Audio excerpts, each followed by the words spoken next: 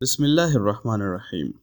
اس باب سے امام جعفر صادق علیہ السلام کی اس گفتگو کا آغاز ہو رہا ہے، جس میں آپ علیہ السلام نے حیوانوں یعنی چوپایوں، دودھ پلانے والے جانوروں، شکاری درندوں، پرندوں اور کئی حشرات کی ساخت، ان کے اعضاء کی بناوٹ اور ان حیوانوں کی زندگی کے بعض پر اسرار پہلوؤں کی جانب متوجہ فرمایا ہے۔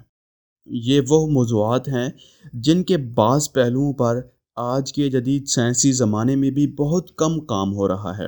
ہمارے دعوے کی دلیل آپ آئندہ آنے والی ویڈیوز میں ملاحظہ فرمائیں گے۔ حضرت امام جعفر صادق علیہ السلام نے اللہ وحدہ لا شریک کی عظیم نشانیوں کی طرف متوجہ کرتے ہوئے مفضل ابن عمر سے فرمایا: مفضل، میں تمہارے سامنے انسان کے جسم میں موجود اللہ تعالیٰ کی عظیم نشانیوں، اس کی حکمتوں اور مصلحتوں کو بیان کر چکا ہوں۔ اب میں چاہتا ہوں کہ تمہیں حیوانات کے بارے میں کچھ بتاؤں، تاکہ تمہیں ان کی جسمانی ساخت، ان کے الگ طرح کے اعضاء، ان کے ضرورتوں اور حیوانوں کے وجود میں اللہ تعالیٰ کی صنائع و حکمت کا حال بھی معلوم ہو سکے۔ حیوانوں کے جسموں کی ساخت۔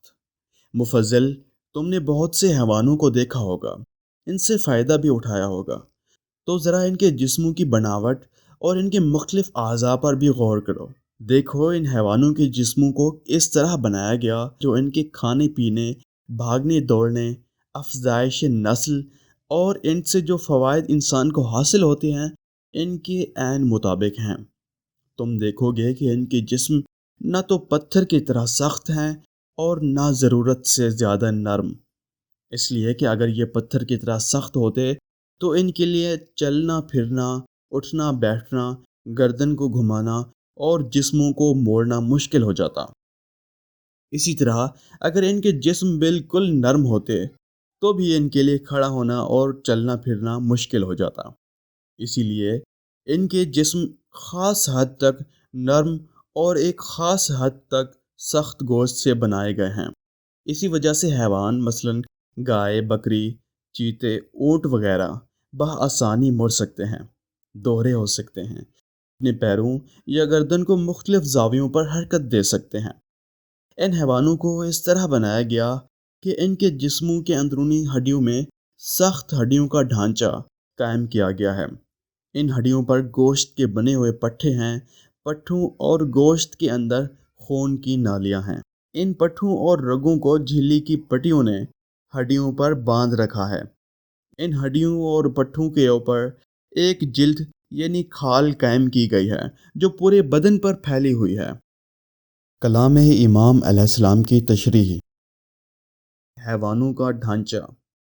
حیوانوں کا ڈھانچہ ہڈیوں سے بنا ہوتا ہے اور جسم کے لیے ایک مضبوط فریم کا کام کرتا ہے، جس کے ارد گرد پورے جسم کی تعمیر ہوتی ہے۔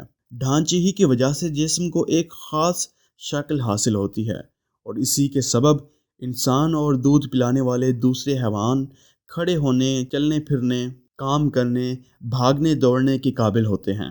ہڈیوں کا یہ ڈھانچہ بچے کی پیدائش سے پہلے تیار ہو چکا ہوتا ہے، لیکن اس وقت یہ ڈھانچہ پلاسٹک جیسے ایک مادے کارٹیلیج سے بنا ہوتا ہے۔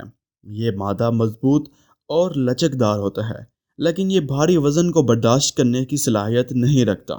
اسی لیے بچہ پیدا ہونے کے بعد جب بتدریج بڑا ہوتا ہے اور طرح طرح کی غذائیں استعمال کرتا ہے تو کارٹیلیج نامی یہ مادہ غذا کے ساتھ آنے والی معدنیات اور نمکیات کو اپنے اندر جذب کر لیتا ہے، سخت اور مضبوط ہڈی میں تبدیل ہو جاتا ہے۔ اس طرح نشو و نما کے عمل کے دوران ہڈیاں نہ صرف بڑھتی ہیں بلکہ اس قدر مضبوط ہو جاتی ہیں کہ جسم کے پورے وزن کو سنبھال سکیں۔ ہڈیوں کی نشو و نما کے اس عمل کو لیکسیفیکیشن کہلاتے ہیں۔ انسانوں میں یہ عمل پیدا ہونے کے بعد سے 21 سال تک جاری رہتا ہے۔ اس عمر کے بعد ہڈیوں کا مزید بڑھنا رک جاتا ہے۔ جسم کے پٹھے، جوڑ اور حرکت۔ پٹھے جسم کا وہ عضو ہیں جو تمام اعضاء کی حرکت کے ذمہ دار ہیں۔ جسم کا سب سے بھاری پٹھا ہماری ٹانگوں میں ہوتا ہے اور اتنا مضبوط ہوتا ہے کہ ہمارے جسم کے وزن کو سنبھالتے ہوئے ہمیں چلنے پھرنے، بھاگنے دوڑنے میں بھرپور مدد دیتا ہے۔ جسم کے سب سے چھوٹے پٹھے آنکھوں میں ہوتے ہیں اور اتنے چھوٹے ہوتے ہیں کہ ان کا آپ تصور بھی نہیں کر سکتے۔ وہ پٹھے جو ہاتھوں اور پیروں یا کئی دوسرے اعضاء میں ہوتے ہیں، ان پر آپ کا کنٹرول ہے۔ انہیں آپ اپنی مرضی سے حرکت دے سکتے ہیں، لیکن جسم کے بہت سے ایسے پٹھے ہوتے ہیں جن پر آپ کا قطعی کوئی کنٹرول نہیں ہوتا۔ یہ خود کار انداز میں کام کرتے ہیں، خود بخود حرکت کرتے ہیں، ان کی کارکردگی کا آپ کو بھی پتہ نہیں چلتا۔ مثلا دل کو دھڑکانے والے اور سانس لینے والے یا گفتگو کے دوران پھیپھڑوں کو دبانے والے پٹھے یا غذا کی نالی کے پٹھے جو غذا کو تھوڑا تھوڑا کر کے آپ کے معدے تک پہنچاتے ہیں، یہ تمام پٹھے خود کار انداز میں کام کرتے ہیں۔ خود ان پٹھوں کی حرکات دماغ کے تابع ہوتی ہیں اور یہ اعصابی نظام کے ذریعے دماغ سے آنے والے احکامات کے مطابق حرکت کرتے ہیں۔ ان احکامات کے مطابق موٹر نیورون نامی خلیے دماغ کے حکم پر جسم کے مختلف پٹھوں کو حرکت میں لاتے ہیں۔ ہاتھوں، پیروں اور ان کی انگلیوں کے جوڑوں کے حرکت کے لیے جسم کے پٹھے خاص قسم کی ڈوریوں کو استعمال کرتے ہیں۔